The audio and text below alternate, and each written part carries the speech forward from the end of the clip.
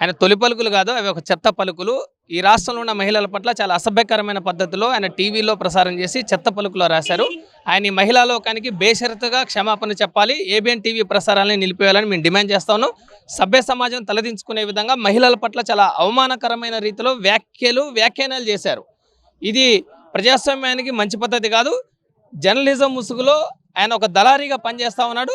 ఇటువంటి వ్యాఖ్యానాలను ఖండించాల్సిన ముఖ్యమంత్రి కూడా రాధాకృష్ణ వైపే నిలబడ్డాడు. ఇది చాలా అమానుషమైంది.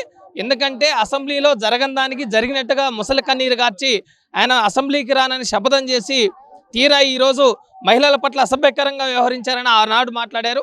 మరి ఈరోజు మహిళల పట్ల అదే రాధాకృష్ణ మాట్లాడినప్పుడు ఈ ముఖ్యమంత్రి స్థానంలోనే ఆయన ఏం చేస్తున్నారని మేము ప్రశ్నిస్తా ఉన్నాం.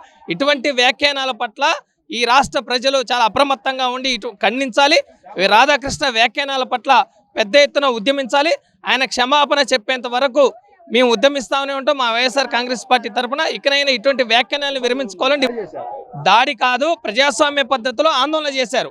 ఈ ఆందోళనకి ఆయన క్షమాపణ చెప్పాలని ఆందోళన చేస్తే దాని మీద కూడా ఇష్టం వచ్చిన రీతిలో వ్యాఖ్యలు చేస్తా ఉన్నాడు. ఇది సరైంది కాదు. ఇటువంటి విడనాడాలని మేము డిమాండ్ చేస్తాం.